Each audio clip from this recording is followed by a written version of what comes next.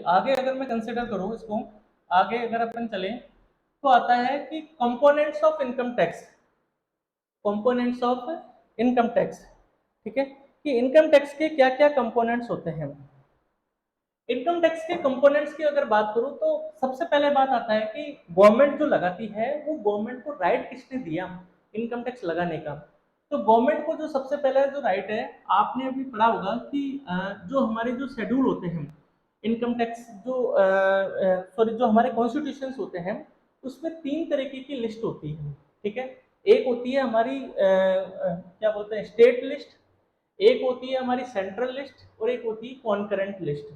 ठीक है, central list जो होती है उसमें जो यूनियन लिस्ट जिसको बोलते हैं, सेंट्रल लिस्ट या यूनियन लिस्ट बोलो, तो यूनियन जो लिस्ट होती है उसमें जो भी मैटर्स डिफाइन होते हैं उसमें सिर्फ टैक्स जो भी प्रोविजंस या रूल्स बनाने का जो पावर है वो सेंट्रल गवर्नमेंट को होता है। स्टेट लिस्ट में जितने भी मैटर्स मेंशन होते हैं उसमें जो भी टैक्स लगाने की सॉरी जो भी प्रोविजंस या रूल्स बनाने की पावर है वो स्टेट गवर्नमेंट के पास में होती है।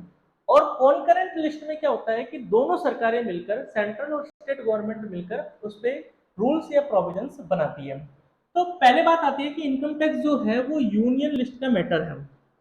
इनकम टैक्स जो है वो हमारा यूनियन लिस्ट का मैटर है। और यूनियन लिस्ट का जो मैटर है उसमें जो टैक्स बनाने का पावर है वो हमेशा किसके पास रहेगा, सेंट्रल गवर्नमेंट के पास में रहेगा।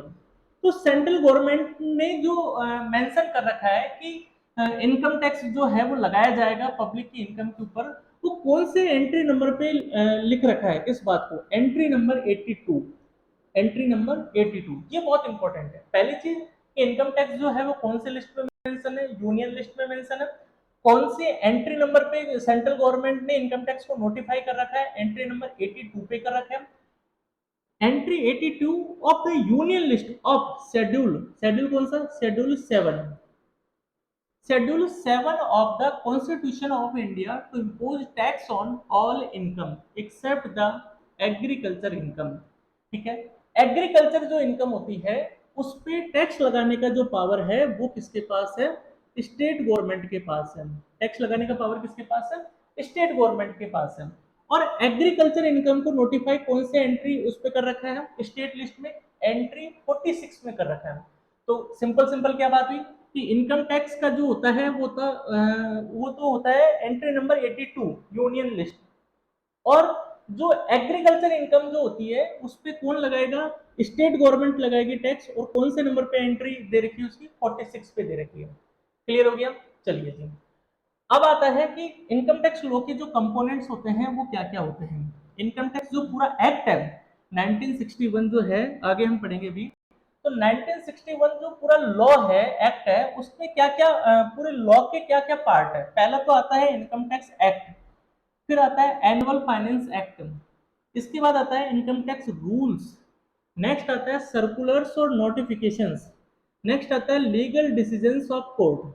ठीक है, ये कुल मिलाकर हमारी पांच जो है इसको बोलते हैं बॉडी ऑफ इनकम टैक्स।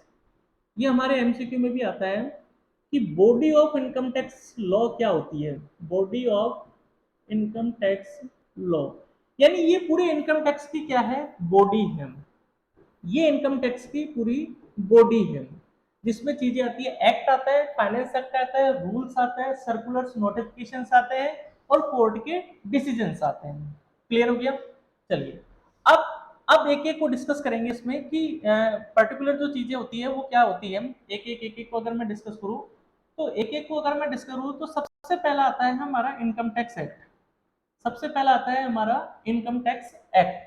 कि इनकम टैक्स एक्ट जो है वो क्या होता है, इनकम टैक्स एक्ट जो है वो कब बना था, ठीक है, इनकम टैक्स एक्ट कब एप्लीकेबल हुआ था, ये सारी चीजें हम डिस्कस करेंगे इसमें। सबसे पहले आता है कि इनकम टैक्स एक्ट जो बना था वो बना था कब, 1961 में। बट ध्यान रखना इसकी जो एप्लीकेबिलिटी है, जो एप्लीकेबल हुआ था वो कब से हुआ था, 1 अप्रैल 1962 से हुआ था। इनकम टैक्स एक्ट तो बना था 1961 में और एप्लीकेबल जो हुआ था वो 1 अप्रैल 1962 से। बहुत सारे बच्चे इस पर कंफ्यूज हो जाते हैं, तो आपको हमेशा ध्यान रखना है कि जो एक्ट बना था वो तो 1961 में था और जो इसकी एप्लीकेबिलिटी हुई थी पूरे इंडिया में वो हुआ था कब से, 1 अप्रैल 1962 से। चलिए कहाँ एप्लीकेबल होता, पूरे होल पूरे पूरे होल ऑफ इंडिया में एप्लीकेबल हुआ था। यानी जो भी हमारे भारत की टेरिटरी है, जो भी हमारे भारत का जो एरिया आता है, उसमें कोई भी पर्सन अगर इनकम जनरेट कर रहा है तो उसके ऊपर इनकम टैक्स लॉ एप्लीकेबल होगा। तो मैं ये कह सकता हूँ कि it extend to whole of India including the state of Jammu and Kashmir. ये बात क्यों लिखी हुई है? ये बात इसलिए लिखी हुई है कि पहले अभी जो 2017 में ये जो जम्मू कश्मीर वाला धारा 370 जो हटाई थी, ठीक है, इससे पहले जितने भी बहुत सारे जो एक्ट बने होते थे उसमें जम्मू कश्मीर पे एप्लीकेबिलिटी नहीं हुआ करती थी। तो वहां पर हर जगह एक एक्ट में, चाहे मिनिमम वेजेज एक्ट हो, चाहे बोनस एक्ट हो, चाहे कोई और अदर एक्ट हो, तो वहां पर एक स्पेशली मेंशन करना पड़ता था कि भैया ये जो एक्ट है ये पूरे होल ऑफ इंडिया पे एप्लीकेबल होता है, लेकिन जम्मू कश्मीर पे एप्लीकेबल नहीं होता। लेकिन इनकम टैक्स ऐसा एक्ट था जो जम्मू कश्मीर पे भी एप्लीकेबल होता था। आज की तारीख में तो नो डाउट जम्मू कश्मीर का नाम ऐसे स्पेसिफाइड तो लिया ही नहीं जाता है, क्योंकि वो अब धारा जो स्पेशल जो उसको राइट्स दे रखे थे वो खत्म हो चुके हैं वहां पर। ठीक है, इसके बाद आता है कि इनकम टैक्स एक्ट में क्या चीजें लिखी हुई है। It specify the various provisions for determining taxable income, tax liability, procedure for assessment, appeals, penalties and prosecutions. यानी हमारे इनकम टैक्स एक्ट में जो है वो सबसे ज्यादा तो क्या दे रखे हैं, प्रोविजंस दे रखे हैं कि इनकम जो है वो किस तरीके से टैक्सेबल होगी, टैक्स लायबिलिटी जो है वो कैसे आएगी, उसके रेट क्या होगी, असेसमेंट का प्रोसीजर क्या होगा यानी कंप्यूटेशन कैसे करेंगे, अगर आपके टैक्स में कोई दिक्कत है तो आप अपील कर सकते हैं, उसका मेथड क्या होगा, आपने टैक्स को फॉलो नहीं किया तो उसके ऊपर कैसे पेनल्टी लगेगी, वो भी उसमें तरीके हैं। तो ये सब बातें जो भी दे रखी है, ये provisions, tax liability, procedure, appeals, penalty, ये सब किस में दे रखी है, हमारे इनकम टैक्स एक्ट में दे रखी है। इसके बाद में very important point, very most, कि हमारे इनकम टैक्स में टोटल कितने सेक्शन है, 298 सेक्शन, 298 सेक्शन है और 14 क्या है, शेड्यूल है, 14 शेड्यूल है। क्लियर हो गया? तो टोटल जो है वो 298 तो सेक्शन होते हैं और 14 क्या है, शेड्यूल्स हैं। चलिए सर, अब इसके बाद में आता है इनकम टैक्स रूल्स। रूल्स जो बने वो कब बने, 1962 में। जहां जहां पे भी मैं अंडर मार्क कर रहा हूं तो उसको बहुत ध्यान से देखना है कि उसका कुछ कारण है, उसका आपको ये बहुत ज्यादा इंपॉर्टेंट है कि मैं मार्क करता जा रहा हूं तो आप पर्टिकुलर आपका जो अटेंशन है वो वहीं पे होना चाहिए। इनकम टैक्स रूल्स जो है वो 1962 में बने हुए थे। ठीक है, तो section 295 of the act empower the CBDT to make rules. तो सबसे पहले आता है कि ये रूल्स बनाता कौन है, कौन बनाता है, CBDT, central board of direct tax. यानी इनकम टैक्स अथॉरिटी की जो सबसे सुप्रीम बॉडी जो है वो कह सकते हैं किसको, सीबीडीटी को। सीबीडीटी क्या होती है, सुप्रीम बॉडी, सुप्रीम बॉडी या सुप्रीम अथॉरिटी ये कह सकते हैं हम। These rules are notified by way of notification in the official gazette. जो भी रूल्स बनते हैं उनको सरकार का जो ऑफिशियल गैजेट निकलता है उसके द्वारा प्रकाशित किया जाता है। ठीक है, in the act unless otherwise required the expression prescribed means as prescribed by the rules made in this behalf. जहां भी प्रिस्क्राइब्ड वर्ड लिखा हुआ है इसका मतलब इस पर्टिकुलर रूल के तहत ये प्रिस्क्राइब किया गया है। यानी मतलब कुल मिला के रूल्स क्या है, रूल्स जो होते हैं वो इनकम टैक्स एक्ट को असिस्ट करते हैं। क्या करते हैं, असिस्ट करते हैं। असिस्ट मतलब हेल्प करते हैं समझने के लिए। जहां कहीं भी आपको दिक्कत है तो वो जो रूल्स है वहां पर आपको क्लियर किया जाता है चीजों को। ठीक है, आपको मेथड्स बताया जाता है, इसमें ये रूल्स होगा, इसमें ये मेथड इस तरीके से लगेगा, इनकम टैक्स एक्ट में ये जो दिया हुआ है। इसके बाद आता है सर्कुलर एंड नोटिफिकेशन। सर्कुलर्स जो बनाने का पावर है वो किसको दिया हुआ है, सीबीडीटी को दिया हुआ है। ठीक है, तो section 119 of the act empower the CBDT to issue orders, instructions and directions for the proper administration of the act. ये लाइन बहुत काम की है कि जो सर्कुलर नोटिफिकेशन जो होते हैं वो किस लिए होते हैं, एक्ट का प्रॉपर एडमिनिस्ट्रेशन करने के लिए, कि ये जो रूल्स है या एक्ट में जो प्रोविजंस बताया हुआ है वो प्रॉपरली फॉलो हो रहा है या नहीं हो रहा है, यानी इसकी एप्लीकेबिलिटी हो रही है या नहीं हो रही है। ठीक है, और ये जो सर्कुलर्स या नोटिफिकेशंस होते हैं इससे बाउंड होते हैं कौन, income tax authorities. Income tax authorities जो होती है वो सर्कुलर और नोटिफिकेशन से क्या होती है, बाउंड होती है। इसका मतलब क्या हो गया कि असेसी बाउंड नहीं होता है, जो करदाता है वो बाउंड नहीं होता है किससे, सर्कुलर्स और नोटिफिकेशन, नॉट बाउंड। ये भी एग्जाम में एक एमसीक्यू बना हुआ है कि जो इनकम टैक्स के सर्कुलर्स और जो नोटिफिकेशन है वो किसके ऊपर एप्लीकेबल होते हैं, मतलब किसको बाउंड किया जा सकता है। तो ध्यान रखना, इनकम टैक्स की जो अथॉरिटीज होती है या इनकम टैक्स ऑफिसर्स जो होते हैं या इनकम टैक्स की जो हायरार्की बनी हुई है उसमें एडमिनिस्ट्रेशन में, वो इससे बाउंड होते हैं। असेसी कभी भी उनको मानने के लिए बाध्य नहीं है, वो बाउंड उसको नहीं कर सकते कि नहीं ये जो सर्कुलर्स निकला हुआ है ये आपको मानना पड़ेगा। These are not binding on assessing. Income tax appellate tribunal किसके ऊपर नहीं है, income tax appellate tribunal. Appellate tribunal पे क्यों, क्योंकि फिर असेसी को अगर कोई समस्या होगी तो जाएगा किसके पास, वो अपीलेट के तो पास जाएगा। और अगर उसके ऊपर भी आपने सर्कुलर नोटिफिकेशन की बाउंडेशन लगा दी तो फिर फर्क क्या रह जाएगा, इनकम टैक्स अथॉरिटी और अपीलेट ट्रिब्यूनल में तो कोई फर्क ही नहीं रहेगा। इसलिए किस किस को छोड़ा गया, नोट बाइंडिंग ऑन किसके ऊपर नहीं है, एक तो असेसी के ऊपर नहीं है, इनकम टैक्स अपीलेट ट्रिब्यूनल के ऊपर नियम, और द कोर्ट कभी भी सर्कुलर नोटिफिकेशन नहीं मानती। However the assessee can claim benefit under such circular, यानी अगर किसी सर्कुलर से उसको कोई बेनिफिट हो रहा है असेसी को, तो असेसी क्या कर सकता है, उसका बेनिफिट ले सकता है। यानी वो सर्कुलर का फायदा तो ले सकता है अगर उसके हित में है तो, लेकिन आप उस सर्कुलर से उस असेसी को बाउंड नहीं कर सकते, यानी उसके अगेंस्ट में है तो, कि नहीं ये देखो गवर्नमेंट ने ये सर्कुलर निकाला है ये भी आपको मानना पड़ेगा, नहीं नहीं ये इनकम तो आपकी इसके अकॉर्डिंगली टैक्सेबल होगी। ठीक है, चलिए अब आगे चलते हैं इसके साथ ही कि जो हम बॉडी को पढ़ रहे थे, सबसे पहले हमने पढ़ा इनकम टैक्स एक्ट, उसके बाद हमने पढ़ा रूल्स 1962, उसके बाद में पढ़ा अपन ने नोटिफिकेशंस एंड सर्कुलर्स। ठीक है, अब अपन पढ़ेंगे जुडिकल डिसीजंस या कोर्ट के जो डिसीजंस होते हैं वो हमारी इस इनकम टैक्स की बॉडी में क्या इनका रोल होता है। जुडिशियल डिसीजंस में हमारे पास आता है दो डिसीजंस आते हैं, एक तो सुप्रीम कोर्ट का डिसीजन और एक होता है हाई कोर्ट का डिसीजन। ठीक है, सुप्रीम कोर्ट हमारी सुप्रीम बॉडी है लॉ बनाने की या अपन ये कह सकते हैं जो डिसीजंस आते हैं उसके ऊपर। हाई कोर्ट जो है वो उसके नीचे होता है। तो हाई कोर्ट की जो डिसीजन है वो सुप्रीम कोर्ट चेंज कर सकता है। ठीक है, तो supreme court precedents are binding on all the court, appellate tribunals, income tax authorities and all assessees. यानी सुप्रीम कोर्ट के जो डिसीजन है वो सबको मान्य है, चाहे वो अपीलेट ट्रिब्यूनल हो उसको भी मानना पड़ेगा, इनकम टैक्स की अथॉरिटी जो इनकम टैक्स इंस्पेक्टर हो या चीफ इंस्पेक्टर हो या चीफ कमिश्नर हो उनको भी मानना पड़ेगा, जितने भी और जो सबॉर्डिनेट कोर्ट है, हाई कोर्ट हो गया, डबल बेंच, सिंगल बेंच, जो भी होती है उन सबको मानना पड़ेगा।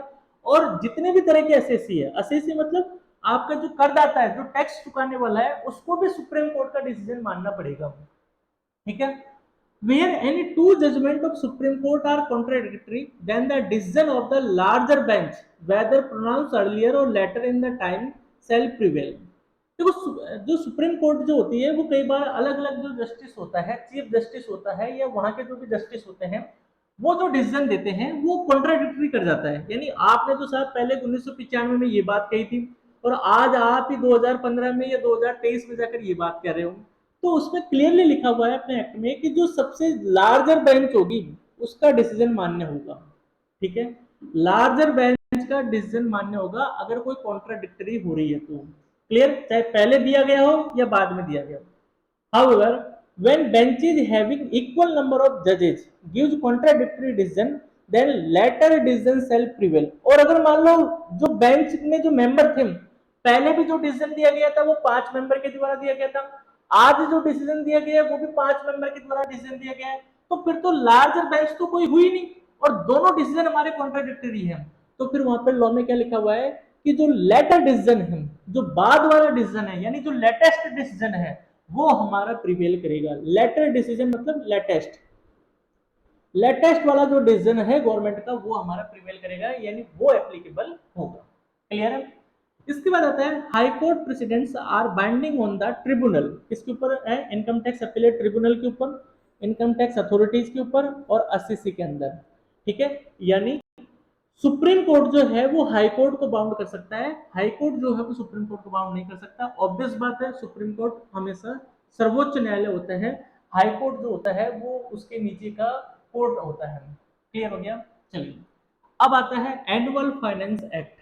ठीक है, जो हम इसको ये सिंपल भाषा में कह सकते हैं कि हर साल जो हमारा बजट आता है, एनुअल, एनुअल मतलब हर साल, फाइनेंस एक्ट जो बजट आता है, फाइनेंस जो बिल आता है, ठीक है, सबसे पहले क्या होता है कि फाइनेंस बिल को प्रेजेंट किया जाता है फाइनेंस मिनिस्टर के द्वारा। ठीक है, लोकसभा में, सदन के दोनों सदनों में क्या करता है, फाइनेंस मिनिस्टर जो है वो बजट पेश करता है। और जब वो बजट जो है वो राष्ट्रपति, हमारा जो प्रेसिडेंट ऑफ इंडिया है, उसकी उस पर साइन हो जाते हैं, उसकी सहमति हो जाती है, तो ये जो बिल है ये किस रूप में कन्वर्ट हो जाता है, एक्ट के रूप में कन्वर्ट हो जाता है।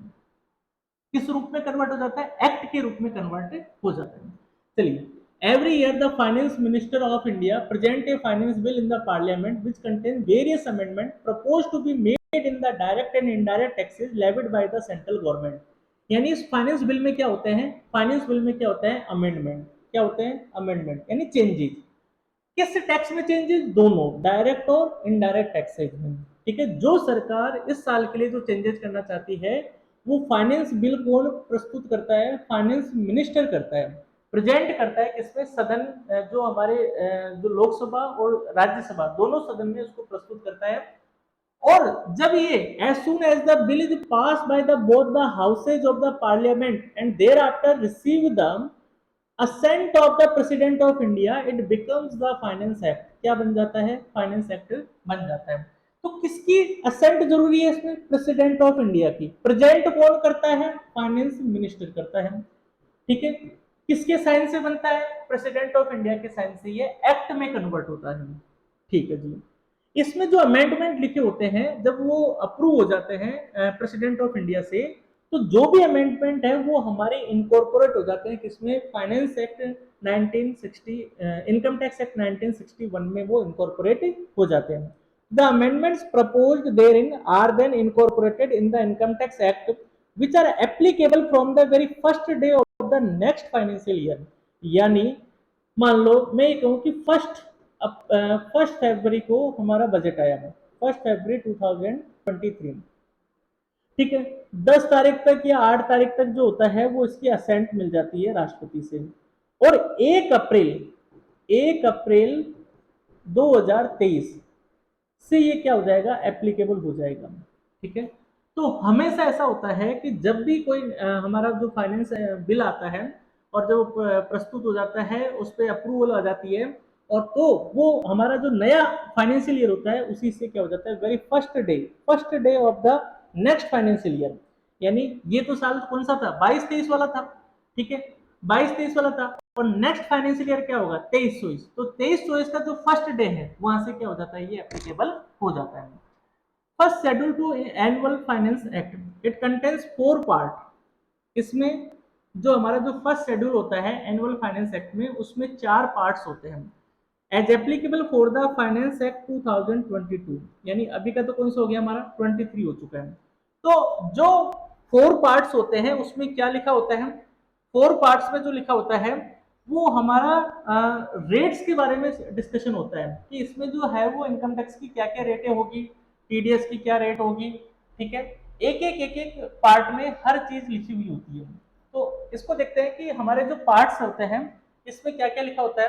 पहला पहला जो पार्ट होता है इसमें हमारी लिखी होती है टैक्स की रेटिंग। यानी इस साल, इस असेसमेंट ईयर में, सॉरी, या इस प्रीवियस ईयर में जिस रेट से इनकम टैक्स लगाया जाएगा, ठीक है, जिस रेट से इनकम टैक्स लगाया जाएगा उस रेट का उसमें हवाला होता है। It specify the rates at which income tax is to be levied on income chargeable for the assessment year 23-24। यानी मैं ये कहूं कि अभी का जो अगर अभी जो बजट आया है उसका तो असेसमेंट ईयर हो गया मेरा 2024-25। ठीक है, प्रीवियस ईयर हो गया मेरा 2023-24। तो 23-24 में जो भी आप इनकम कमाओगे वो लगेगा कब, 24-25 में उसका टैक्स लगेगा। ठीक है, तो बेसिकली बात क्या है कि पार्ट 1 में क्या होता है, पार्ट 1 में इनकम टैक्स की रेट्स होती है, आईटी रेट्स होती है, इनकम टैक्स की रेट्स लिखी होती है कि किस रेट से इंडिविजुअल को कितना टैक्स चुकाना है, कंपनी को कितना टैक्स चुकाना है, सोसाइटी को कितना टैक्स चुकाना है, या पार्टनरशिप हमको कितना टैक्स चुकाना है, ये सब बातें पार्ट 1 में लिखी होती है। पार्ट 2 किसके लिए होता है? पार्ट 2 में होता है टीडीएस की rates. Tax is to be deducted at source during the financial year 22-23। अब बात यह आती है कि आपके एग्जाम के लिए कौन सा इंपॉर्टेंट है। आपके एग्जाम के लिए मान के चलिए आपको जो ज्यादातर जो क्वेश्चंस आएंगे वो आएंगे 23-24 के, क्योंकि एग्जाम इसी साल में हो रही है। और हो सकता है, ये भी हो सकता है, ऐसा नहीं जो मैं कह रहा हूं हमेशा 100% सही हो, ये 2022-23 का भी पूछ सकता है। तो दोनों के ही चांसेस है, बट अपने प्रोविजन में, क्योंकि अपन को प्रैक्टिकल क्वेश्चन तो सोल्व कर नहीं रहे वहां पर, तो अपन को एमसीक्यू सोल्व करना है, तो अपन को पूरा समझते हुए उसको चलना है। हाँ, अमेंडमेंट जो है इस साल को जरूर आपसे पूछेगा। तो पार्ट 2 की बात करूं तो पार्ट 2 में क्या होता है, टीडीएस की रेट्स होती है। क्लियर? पार्ट 3 में क्या होता है, it lay down the rates for charging income tax in certain cases, rates for deducting income tax from income chargeable under the head salaries, and the rates for computing advance tax for the financial year 22-23 या 23-24 जो भी अपने applicable है। ठीक है? तो part 3 में जो होती है, एक तो जो टीडीएस जो सैलरीज पे कटेगा उसकी रेट्स लिखी होती है, एडवांस टैक्स की कैलकुलेशंस लिखी होती है कि एडवांस टैक्स की कैलकुलेशंस किस तरीके से होगी। ठीक है? और एक सर्टेन इनकम्स होती है जिसकी रेट्स जो है वो पार्ट 3 में लिखी होती है। पार्ट 4 में क्या होता है, पार्ट 4 में लिखा होता है कि जो एग्रीकल्चर इनकम है उसकी कंप्यूटेशन कैसे की जाएगी। एग्रीकल्चर इनकम जो है, आप आगे जाकर पढ़ोगे कि एग्रीकल्चर इनकम पे इंडिया में कोई भी टैक्स नहीं लगता है। लेकिन अगर जो आपके साथ में एग्रीकल्चर इनकम के साथ में अगर आपकी नॉन एग्रीकल्चर इनकम है, तो उस पर टैक्स काउंट करते टाइम पे एग्रीकल्चर और नॉन एग्रीकल्चर दोनों को हम क्या करते हैं, कंबाइंड करते हैं। ठीक है?